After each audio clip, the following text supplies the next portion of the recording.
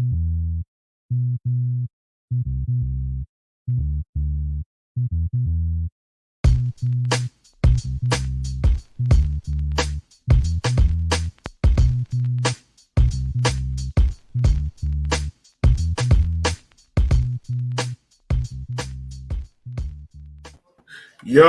what's going on, everyone? Welcome to this week's special episode. This is our second preview for a league that we have never covered on the show. And I don't know much about La Liga outside of Real Madrid wins. Barcelona's broke, but seems to be able to buy everyone. Valencia is struggling. Sevilla is going to find some weird way how to win the Europa League. And why not have the great guy himself, Donald Wine, help us figure all this stuff out? How are you doing there, sir? I'm good, man. It's good to be back on the show. Thanks for having me. It's good, man. I think right now you got the record. I think you're at 3 appearances so far. Cool. Stop. This is the last show. So and the crazy thing is all 3 have been about something different. So they let you know how great of an expert you are. Yeah.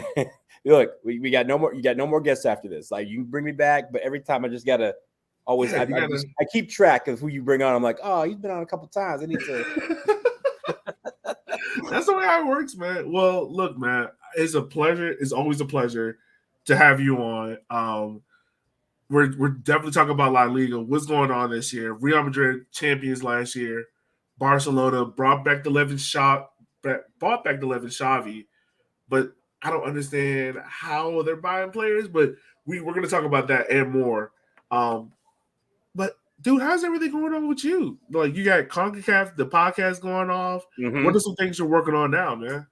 Yeah, so I mean, we're coming up with another laser focus coming up, in the next couple of weeks. I know the United States women's national team, they have a couple of games coming up in September. One will be here. I live in DC, so we're really excited about that. And then, honestly, we're getting ready for the the Men's World Cup in November. That's obviously the big piece of pie that's going to be eaten this fall. And everything's kind of pointing towards that. The men will be abroad in October. The women will be abroad in October. And then the men will be abroad in September. So it's all looking towards that. And then just CONCACAF, everyone's kind of jockeying for position as we get ready for the World Cup, and even on the women's side for the Women's World Cup. So, I'm going to ask a question, man. Are you going to be traveling to the World Cup? Are you going over there, or are you staying? Yes. So I will be in Qatar for 2 weeks. I'll be there for the group stage and presumable, round of 16. If we make it, we'll, I'll watch a game. Otherwise, I'll still be there. But I turned 40 during the World Cup. So what better birthday present to myself than to go to the World Cup and I'll be watching, I believe it's France-Tunisia will be on my 40th birthday. So yeah, I'm looking forward to it. That should be dope. Well, luckily some of your favorite players, some of your Real Madrid players will be over there as well. Let's talk about it, man. Last year made this improbable run to the UEFA Champions League, won La Liga. How did the season kind of go to plan for Real Madrid last year? Because I'm not going to lie, I did not expect them to win Champions League last year. No, I mean, La Remontada is a real thing. La Remontada in Spanish is the comeback. And we had, as you know, so many comebacks during, every stage of Champions League. We were down entering, almost every single leg. Even when we were up against Chelsea scores 3 almost immediately against you in the second leg, and they have to come back from that. It was just magical. It's no better way to explain it other than it was just a magical season. Guys coming through in clutch moments, and this is why you have, these guys, right? This is why you have the roster you do, because you never know where that clutch gene is going to come from. You never know who is going to step up. And it was every single guy at one point stepped up. The timeless wonder, Modric with his pass, Rodrigo having 2 goals in, 2 minutes in one game, Vinny in the, Champions League final. It's amazing how many different guys, and just Benzema just being, what I think was a Ballon d'Or, player in the last year. Like, he dominated in every facet of the game over this past year. And if he doesn't get the Ballon d'Or, then they need to just cancel it, because he was a definite one. But I think that's the thing is with Real Madrid, that's why they bring all these stars in, is any given point, someone will step up and make a difference. And every game, it was a different hero. Yeah, it was like Real Madrid had like a classic like in round of 16, you're like, oh, like did that take too much? And then the quarterfinals, it was another class. And then the semifinal, that semifinal matchup myself, that second game against Man City, man. That's probably I probably put it in my top 5 Champions League games of all time. Again, it's just amazing that just in the span of 5 minutes, Benzema is just like, okay, we're done playing around here. Let me just go ahead and bag 3 goals and let's get up out of here. And then you come back like the very next time again. You said, oh, maybe they don't have the juice. They've never won at Chelsea. They've never beaten Chelsea. They go to Chelsea in the first half. Benzema's like, hat trick, Rick. Let me do that again. And then having to hold off again, like another comeback from a team. It was just amazing to watch. And to do that, people always look at the EPL, and I know you either will talk about or have talked about the EPL already. But everyone always says, "Oh, the EPLs every week. Every week there's always a classic game, and everyone's fighting for relegation in the league, and there's all these games are important." I will stress to you that people need to open their eyes and understand that there is no team that has more pressure on their plate in the entire world than Real Madrid. Every single week, they are like Alabama facing Missouri. Everyone gives them their best shot every single week, and they cannot take a week off, because if they even lose one game, it could cost them a trophy. It could cost them La Liga, and that's like the pace that they have to keep.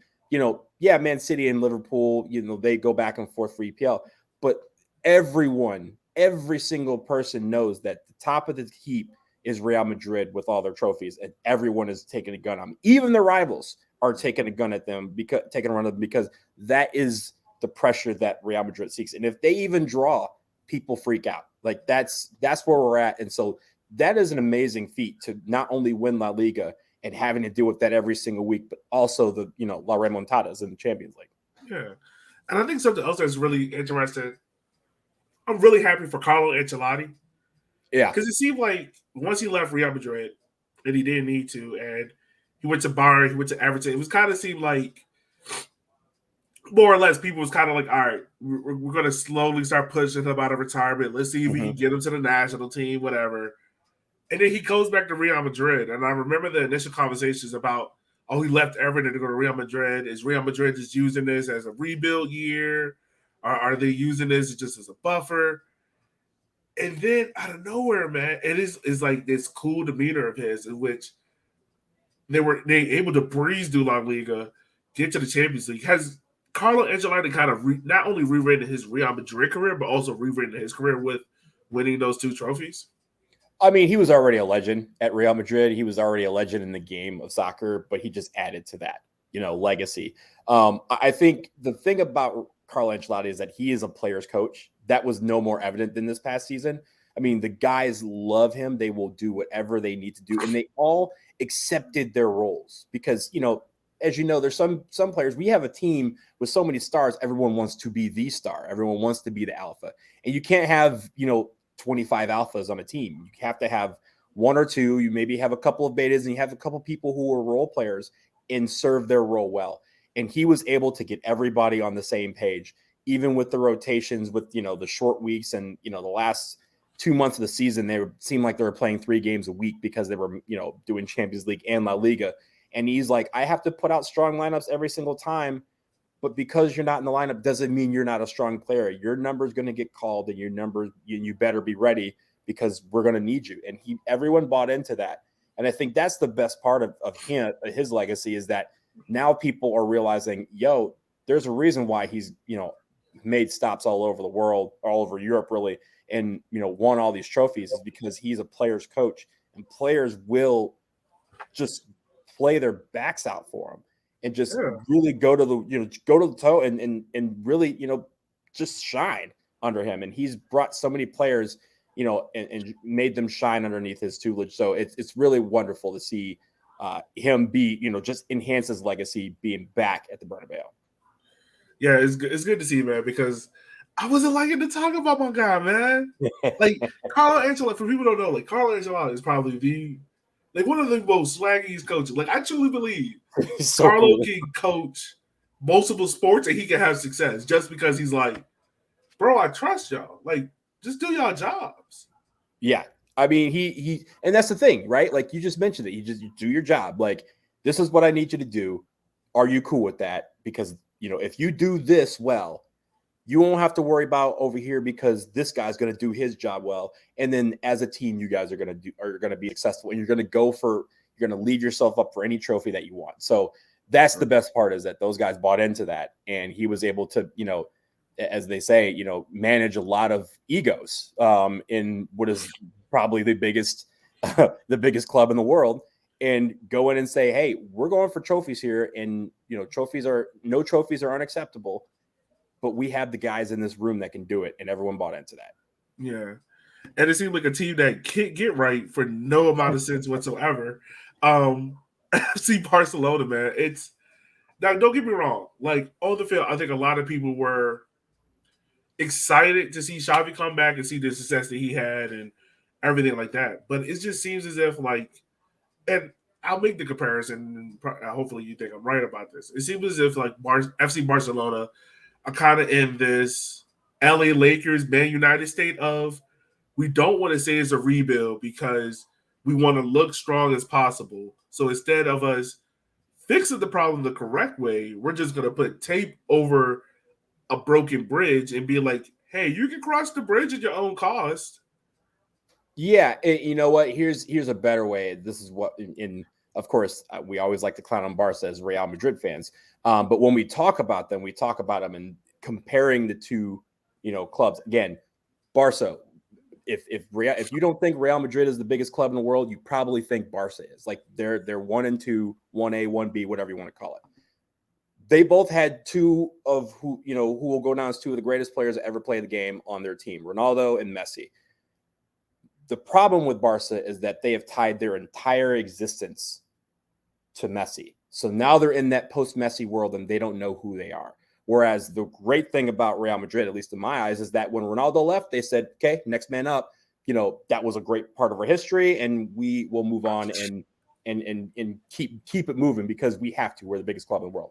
Right. So the problem with Barca is that they stacked all their chips into Messi, and now they're $1.4 billion €1.4 billion in debt, which is like a little less now because we got them on the dollar now. But they are that much in debt, and yet they're still signing players because they always wanted. They built themselves on being the next big thing, but all that debt was put into trying to build up a team around Lionel Messi. And when that piece was removed, they don't know how to stop the water from running down the drain. And this is their answer every single, the last couple of years, is bringing in a bunch of guys saying, hey, look at this piece. They're the front piece. They're the piece that we're missing. And, as we see these 5 guys, 4 of them can't be registered because they haven't balanced their books. And that's something that happened last year too. Like Serginho Dest almost couldn't go to Barcelona because they had to figure out a way to make sure the money going out was the same as the money coming in. And they were having trouble registering players last year too for La Liga. So it's a really tough situation that they're in. But in spite of that, they're still one of the best teams in the world. I hate saying that because, they're still going to fight for La Liga trophies. They're still going to fight for Champions League trophies because they have the talent there. Yeah. And it's kind of just like, me as a history major, I always look like to compare eras. Mm-hmm. It feels as like Real Madrid, and we kind of go back and look at it. Like when Ronaldo left Real Madrid, you would have thought Real Madrid would be the ones be like, all right, we're going back to the Galacticos era. We're just going to like, who's the hottest star? We're going to put $100 million on him. And he felt like when Barcelona left Messi, it was like, okay, we got Gavi, we got all these guys coming to the academy. We're good to go. And it just seems as if like both teams kind of just flipped the roles for each other. Mm-hmm. And Real Madrid was just like, okay, we're going to trust not the youth, but we're going to trust the guys that we have here because we've been building them. Like, they played the long game with Vinicius. They played the long game with Rodrigo. Where Barcelona was just sitting there like, all right, we got Pedri, we got Gavi, we got Guay.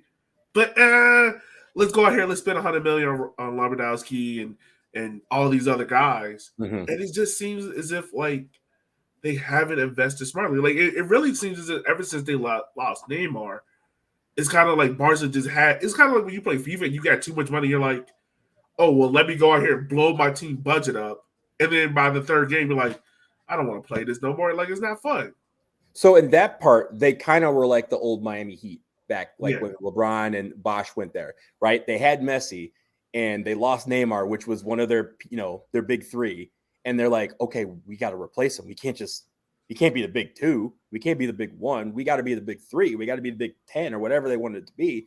And so they kept spending to try and bring on that next star who could compete with being the best in the world, but also next to Messi, right? Like they still had to defer to Messi at every point. And a lot of stars, again, you bring a lot of stars into a club. A lot of stars just don't want to do that, which is why you saw some guys go in and they kind of go, let me get up out of here. Neymar was that guy. Neymar, they thought was going to defer to Messi. And he was like, I want to be better than Messi. I want to be the best player on the planet.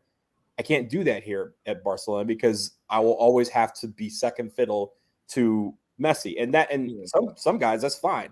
But, when you look at some of these guys like Lewandowski should have won the Ballon d'Or in 2020, should have won it in 2021. And now he's going to be asked to carry an entire club because that is his stature.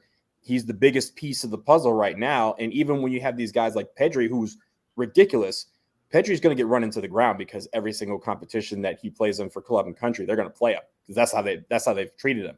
So if he gets hurt, what happens? Ansu Fati, they lost him for 6 weeks and they fell into a rut because they didn't have anybody behind him because they couldn't sign anybody or they couldn't register him. So those are the issues that they face with this debt and just with this whole, I want to say just this conscience of they feel like they always have to be spending to be viewed as relevant. And I think that's the difference between them and what you see from Real Madrid, because you have to compare the two. Real Madrid's made 2 signings this summer, and one of them was a free. So that's their, the difference is you thought this thing was going to be flipped, but Barca just feels like they have to spend to spend. Let me ask you this question when it comes to Barcelona, and let me say this: as a Real Madrid fan, I feel like you would not give a biased opinion, but do you think Barcelona gets to a point where they not only sold their TV rights, I think they sold TV rights, image rights, their NFT rights and all that stuff. Yeah. Yeah. They're currently suing players because of illegal contracts that they made. Do you think Barcelona in the next 5 years are what Barcelona are now currently? Or do you think there's going to come a swan song moment of where they're going to have to just let this pipe dream go of just spending money just for the sake of spending money? It's going to be a little bit of both. Here's why.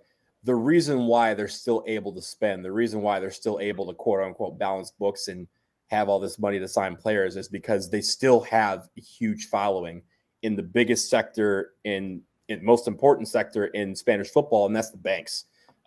It's the same thing with Real Madrid. Both of those two clubs, they get a lot of money from the TV deals. They get a lot of money from all the online rights because they've skewed it that way towards the bigger clubs. But at the same time, whenever they go to the bank and say, we need 25 million, we need 30 million, we'll pay you back, we swear, the banks give it to them. And in Spain, because that's part of the business too, of saying, yo, we helped Barca buy Lewandowski, we helped Barca buy Rafinha, like those type of guys. So yes, I think in theory, if that cord was unplugged and that well dried up, then yeah, they're going to have to start unloading a bunch of people and relying more on the academy and their Barcelona B team guys. But if they don't, they're going to keep spending because it's, like anyone else, right?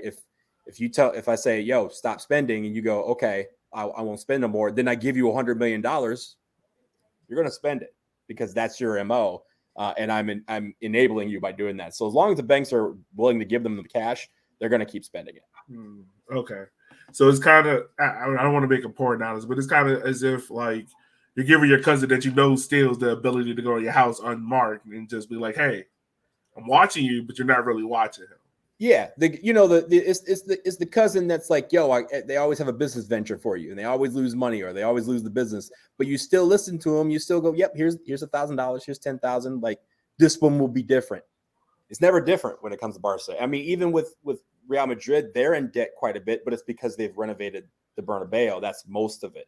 For for Barca, a lot of it is tied up in they tried to build everything around Messi, and they paid Messi 140 million euros a year. Mm-hmm. And now that he's gone, they don't have as much to show for it as they thought they would. Sure. Well, I hate to say this, but a club that's probably a club that doesn't get talked about as much, but is probably more crises than FC Barcelona is Valencia.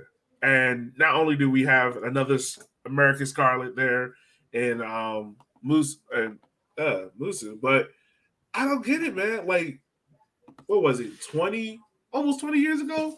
Valencia was at the crowning peak of La Liga. Like, they were the Atletico Madrid at that time. They was always in the conversation of this team can challenge for Champions League, they can challenge for La Liga, they can win a Copa del Rey. And it just seems as if, like, ever since Peter Lim got in there, man, they just been going down and down and down and down. What's going on there? I mean, a lot of that, again, has to do with money. And I think when it comes to some of these Spanish clubs, is they in an arms race to try and build up to kind of be, they're not necessarily challenging Real Madrid and Barca. They're not trying to, at least, but they're trying to make the most of what they can. They're kind of like, the Leicester Cities of the world, where they're like, hey, we can get some guys, but we're trying to get those middle tier guys. They're a Big 12 school, right? They're not getting the 5. They may pluck a couple 5 stars, but really they're just going after the 4s and 3s. They're trying to not compete with the bigs, but position themselves to kind of make the step up. But the problem is a lot of them got hit massively hard by the pandemic and the recession that ensued as a result. A lot of these guys needed help from banks to keep their wages afloat and keep paying players and staff. Valencia is one of those that got hit pretty hard from the COVID pandemic and just really the all out just recession that ensued as a result in Spain. So that's where a lot of it comes from. It's not necessarily the players that they're willing to get. It's just that sometimes they are more budget friendly and they try to get players that are within their budget. If their budget keeps going down, then they can only afford to get some of the lesser players. But having said that, they are one of the teams that is the best in Spain at making the most of what they have. The other one is Villarreal. Like those the two V's, if you put them in there, like Valencia, Villarreal, they are always going to have a strong team. They may not challenge for titles, but they're going to have a strong team, strong enough that if they can get into Europe, like Europa League, they're going to do some damage. And same with Villarreal. So Valencia is in that position where they're just going to try to make the most of what they got. But they do have some really good pieces, including Musa, who I think is poised to make a nice step up, very, very soon, especially this year. If he can have a breakout season this year, and by say breakout, I mean like stepping up from what he did last year for Valencia, then he's not going to be there much longer. And maybe they take him and flip him to another club. And that's a way for them to get some funds to kind of re-inject into their group. I have 2 questions actually about that. Matter of fact, I'll start with the first one about Musa. Having them in a row, he's underneath Peter Gattuso now, who came from Italy. What is the next step for Musa? Because I felt like a lot of people mischaracterize him with what his role is. Because they look at him physically wise and be like, oh, you're a winger, you're a midfielder. But then the way how he plays within his role is a lot of like CDM, a lot of box to box. What is the true Musa in his best form?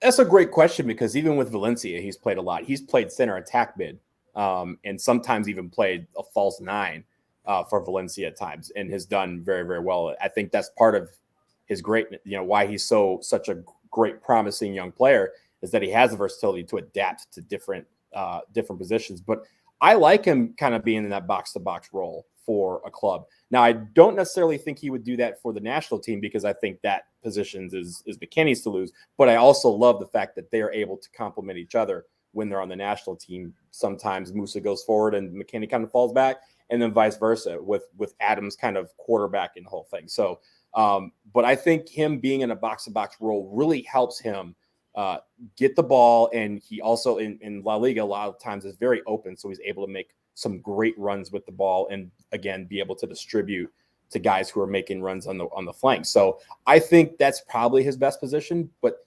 Valencia is going to call him to do quite a bit of things, because they always have a lot of injuries. They have guys that play out of position all the time, and really when it comes down to it, like I said, if you're going to make the most of what you have, and if that have is very little, then you're going to have to ask guys to kind of stretch their job description, so to speak. So I think you're going to find him doing a lot of different things. But if, most of the time, if he's in that box to box role, I think that's the best place for him on the field for his club. So I want to ask you this about Valencia, and this is another part of the question. Is Valencia comfortable in the role they have now? Not necessarily getting into Europe year in, year out, not challenging for La Liga. I don't, let me change that. Not comfortable, but like, are they understanding of where they are at this moment of time of knowing that we can't go out here and spend 30, 40 million on a guy. We got to take that 30, 40 million, maybe sell 2 guys on our current roster, and then bring in 6 others and then build those up and then flip them. I imagine it's got to be hard for Valencia fans that, like I said, 20 years ago, were challenging for Champions League. It was ability kick away from winning it. Mm-hmm. Yeah.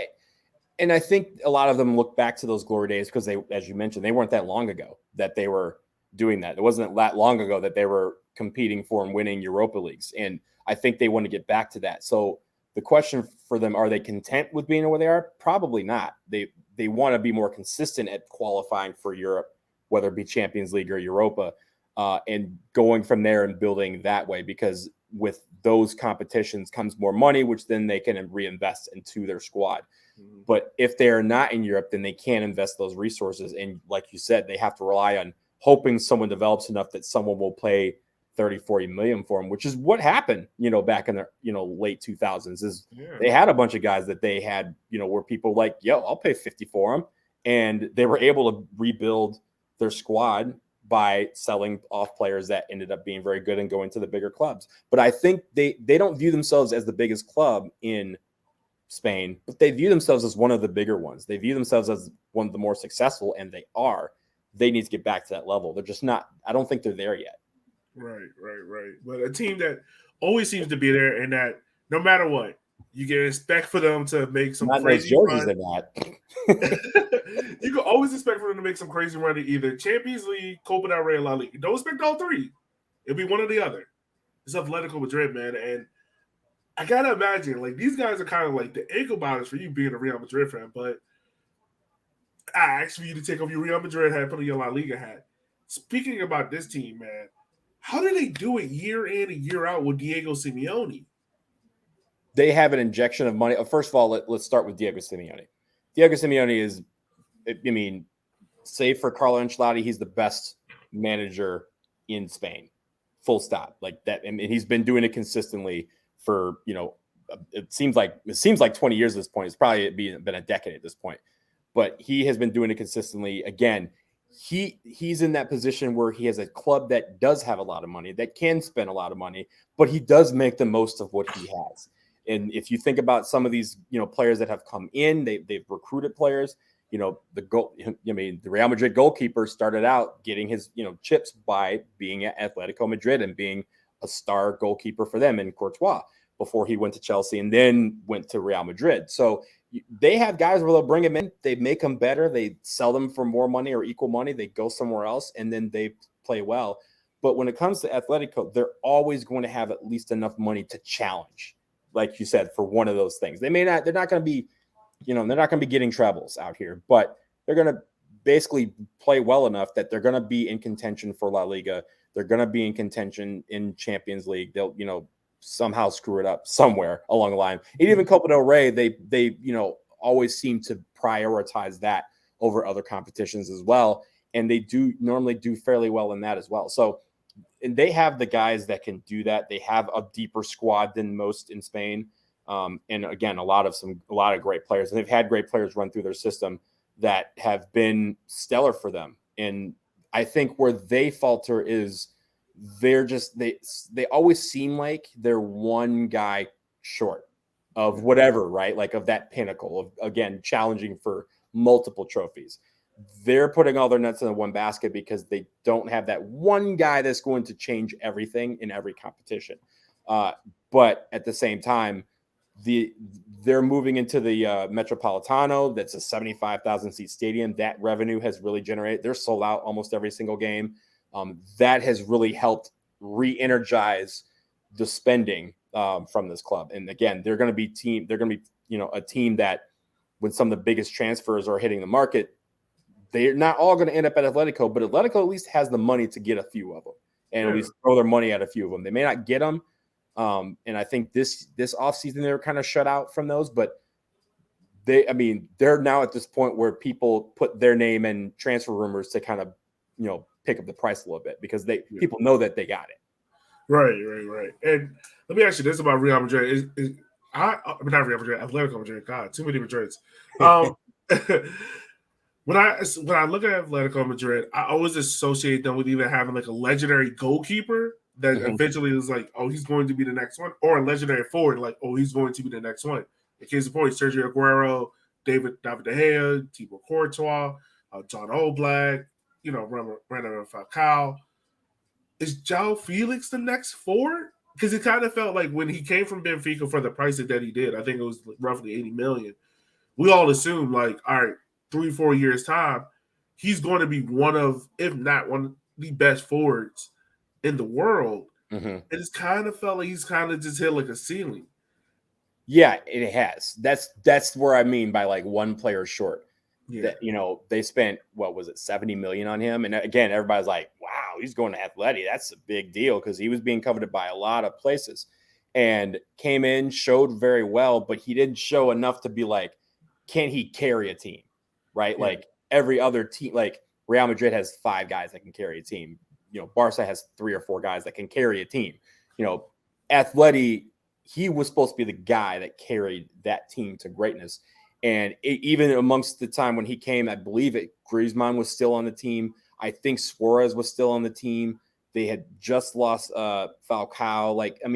They had a bunch of guys that could carry a team, but just they never quite got it, right? They never quite put it all together.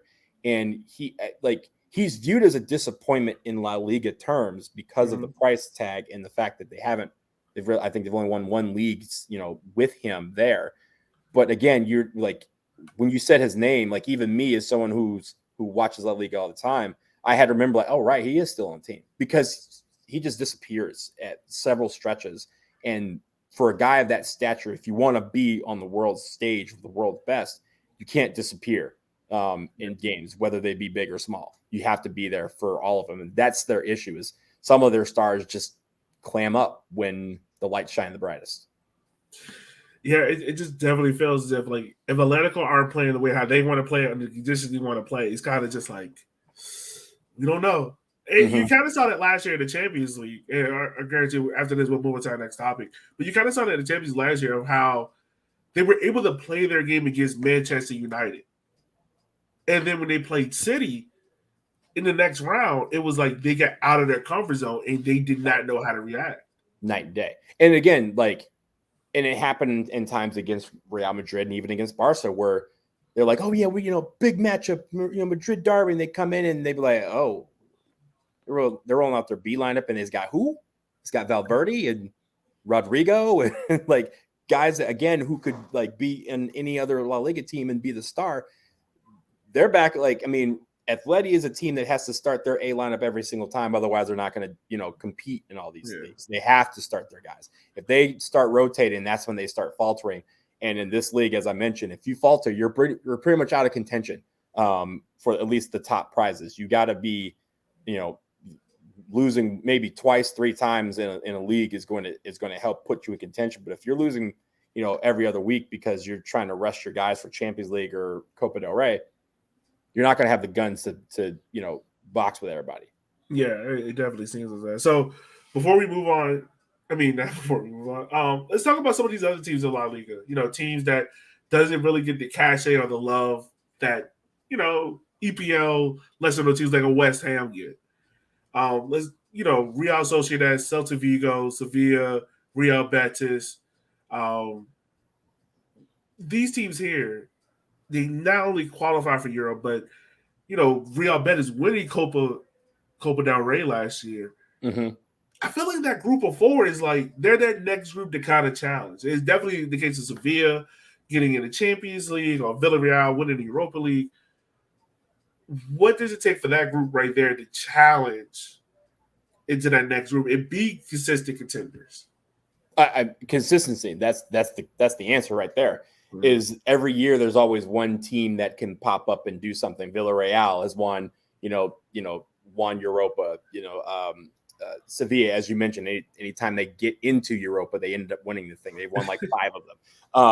They're just killer. They just kill everybody on the Europe stage. But at the same time, again, they're resting people in the league because they know they can't compete in both. They're just like, hey, we'll go over here, and then they end up falling out of position where they can't go back to the competition, save for them winning. So it makes it where the consistency is gone. And Real Sociedad had a great year last year. We don't know what's going to happen to them this year. Bilbao was always fairly consistent, but they're always just fairly consistent like just on the outside looking in. But they have 2 dope players, like Iñaki Williams. If you have not watched him play, he is dope. And his brother Nico was just maybe better over the long run. But like they just have, and there's just how they set their club up where no players have come from outside of Basque Country ever. Like that is a huge deal for them.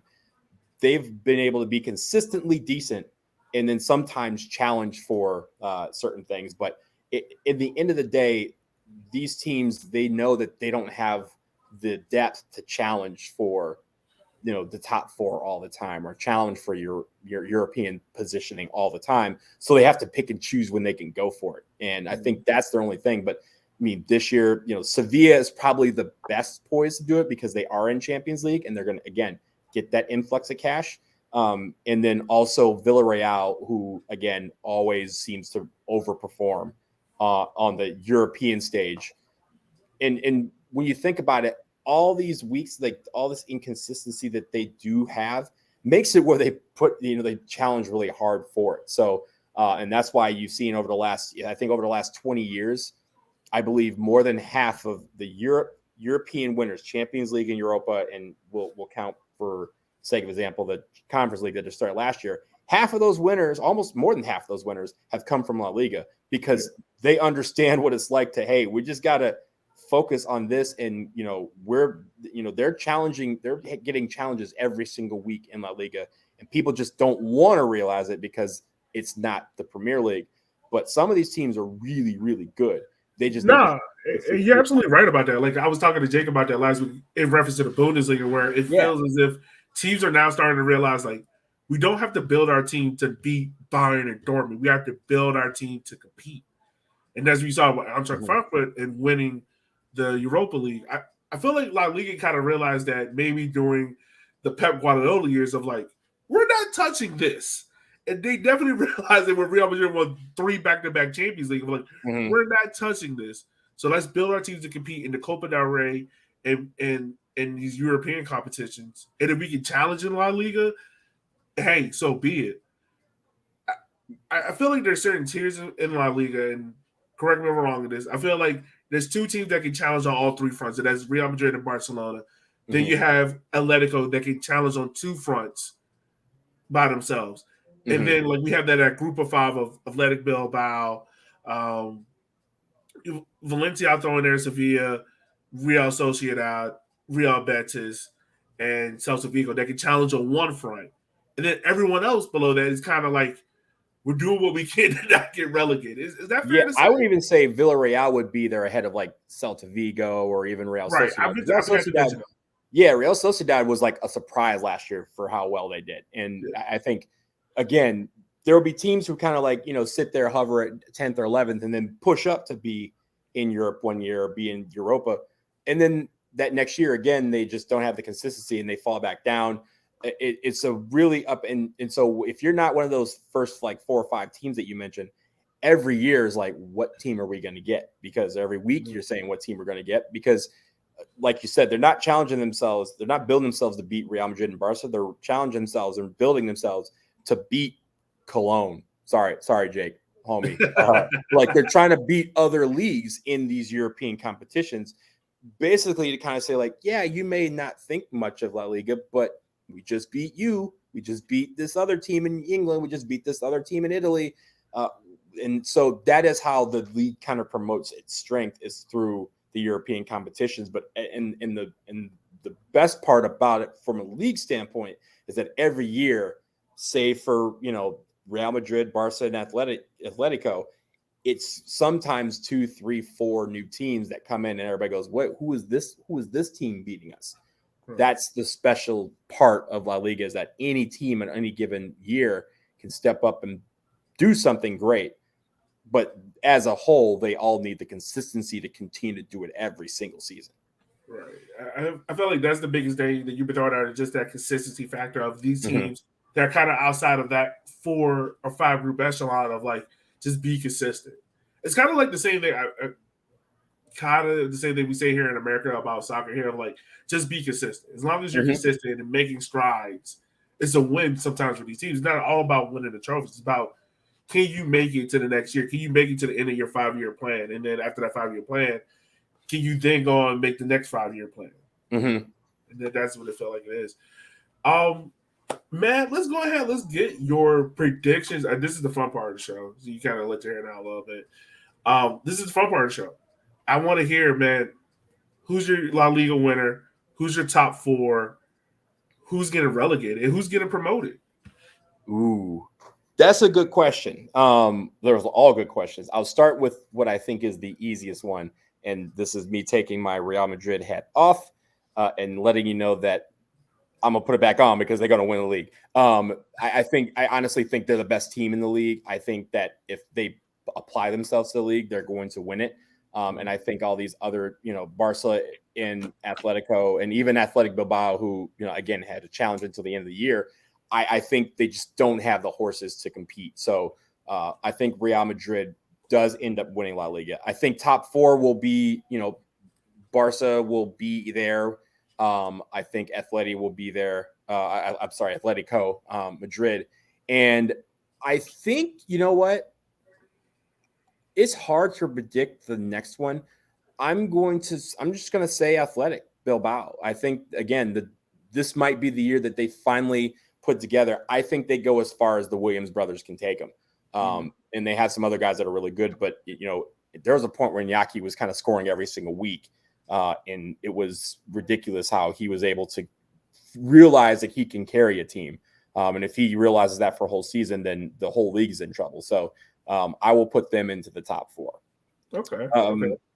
So you said relegated.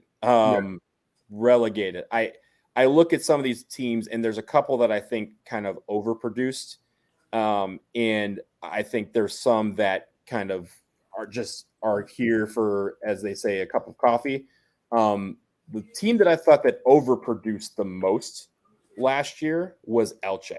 Elche was 13th, but basically every other time they've been promoted into La Liga, they get dropped right back down the next year.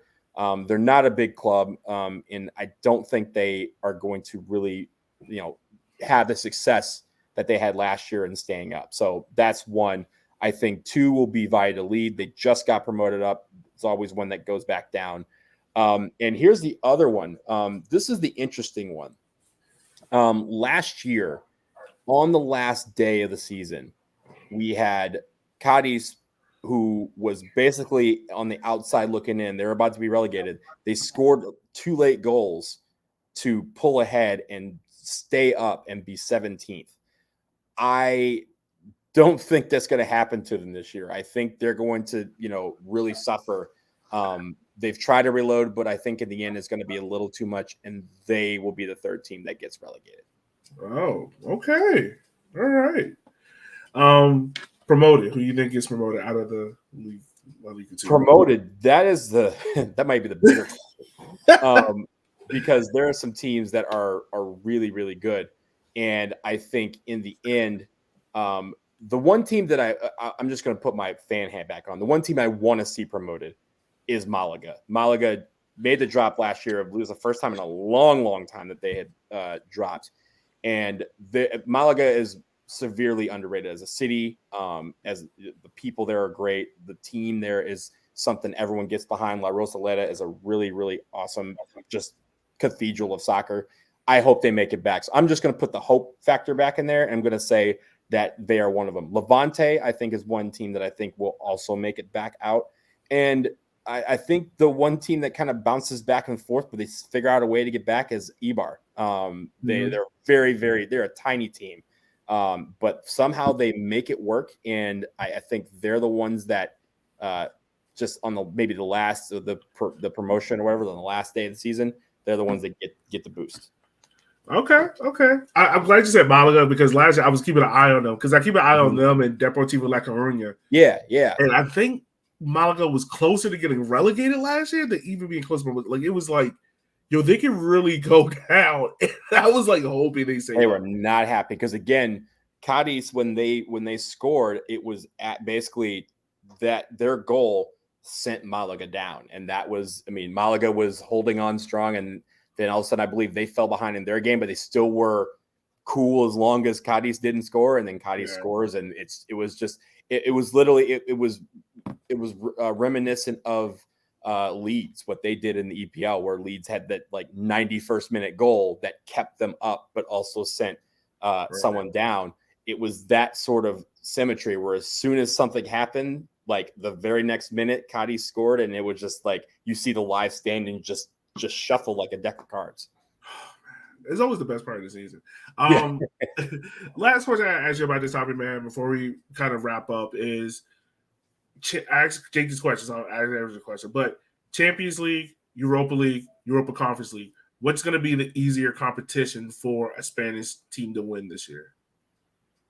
The easiest one is going to be Europa because they always seem to win Europa. I think that's always been the one where the path of least resistance, because again, even if a team crashes out of Champions League, they get to go down to Europa, and usually Spain has, if they don't have 4 teams in the knockout stages of Champions League, they have 4 teams in the knockout stages of Europa. And from there, usually when that happens, usually one of them makes the final, and if it's Sevilla, then they end up winning it. So I think that's the easy answer is Europa is probably the one that's most set up for a Spanish team to win. Mm-hmm. But I mean, I got Real Madrid as one of the favorites for Champions League to defend their title. They didn't add much, but they've still remained pretty strong. So the question for them is there's just so many great teams in Europe who's going to step up, and will that magic run out for them? But the Europa League is set up for Spanish teams to win because the bigger teams in the Bundesliga and EPL and Serie A don't necessarily take Europa seriously. And Spanish teams, like I said, the league basically puts an emphasis on Europa and doing great things out of that competition. So right. Well, man, I want to say thank you so much. It's been a pleasure to have you on, my guy. I felt like this conversation we could have kept talking about this for like 3 hours. Yeah. I love talking with you, about just soccer in general, but La Liga is a very, very, just an incredible league. I wish more people will watch it. It's on ESPN Plus. It's easy to tune in when you're watching Bundesliga. Those are the 2 leagues that I watch the most because ESPN Plus is so easy to access. So same here. Yeah, if it's not USL Championship or USL League One, I'm checking out Bundesliga. I'm checking tune on Saturday mornings in the fall at 8:30 in the morning. And I can, I have the Apple Plus where it has I can put 4 games on my TV from 9 o'clock until midnight. And it's all because of the Bundesliga and La Liga, and then translate that into MLS and USL League One, or USL and USL League One.